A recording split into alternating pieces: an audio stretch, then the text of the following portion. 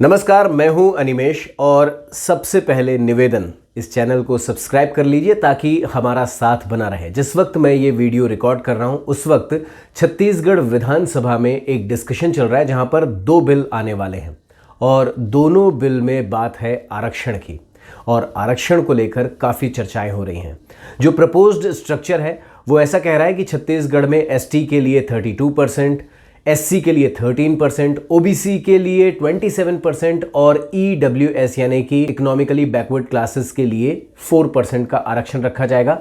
Total करें तो ये हो जाता है 76% और ये 76% सुप्रीम कोर्ट की 50% की अपर लिमिट को ब्रीच करता है।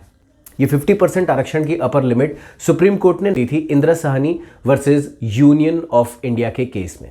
अब ऐसे में apart from structure of reservation कैसा होगा, पॉपुलेशन के हिसाब से कैसे बटेगा, एक और डिस्कशन है जिसमें यह बात कही गई है कि क्यों ना आरक्षण को 9वीं अनुसूची में डाल दिया जाए, 9th शेड्यूल में, ताकि इसका जुडिशियल रिव्यू ही ना हो। यहां पर यह भी मन में सवाल उठता है कि फिर ये 9th शेड्यूल क्या है और इसकी खासियत क्या है। तो शुरू से शुरू करते हैं। भारत जब आज़ाद हुआ तो यहाँ पर भूमि सुधार कानून की ज़रूरत पड़ी। ज़मींदारी प्रथा को ख़त्म करने के लिए जब पहला कॉन्स्टिट्यूशनल अमेंडमेंट हुआ 1951 में, तब आर्टिकल 31B में ये 9th शेड्यूल इंक्लूड की गई और इसमें कहा गया कि जो भी कानून इसमें है यानी कि 9th शेड्यूल में है, इसका कोई जुडिशियल रिव्यू नहीं होगा।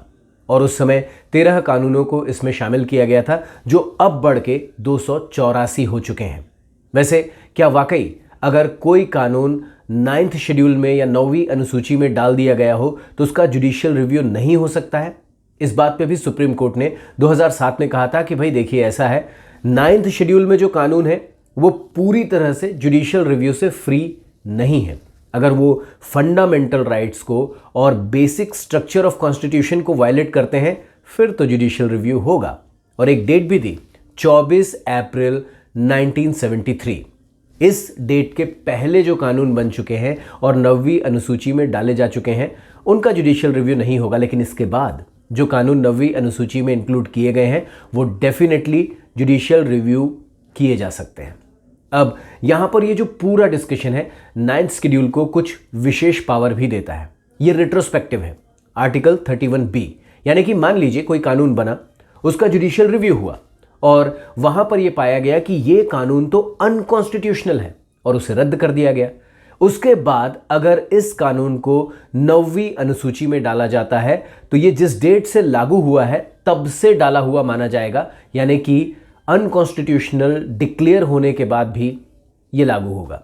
ऐसी बहुत सारी खासियत को लेकर 9th शेड्यूल जो है वो चर्चा में रहता है। अब आरक्षण के मुद्दे पर छत्तीसगढ़ पहला राज्य नहीं है। इससे पहले झारखंड ने भी अपने यहाँ के आरक्षण से जुड़े कानूनों को 9वीं अनुसूची में डालने की बात कही है। ये बात शुरू कहां से हुई? सुप्रीम कोर्ट ने यह कहा था कि पदोन्नति में आरक्षण यानी कि रिजर्वेशन इन प्रमोशन ये कोई मूल अधिकार नहीं है।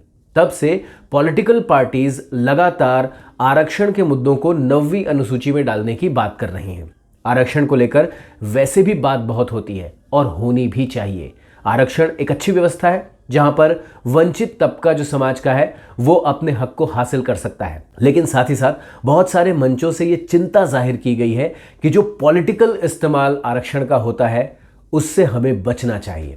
तो बात में ये बात भी होनी चाहिए। बहरहाल आरक्षण का मुद्दा छत्तीसगढ़ में और 9वीं अनुसूची भी एक बार फिर चर्चा में है।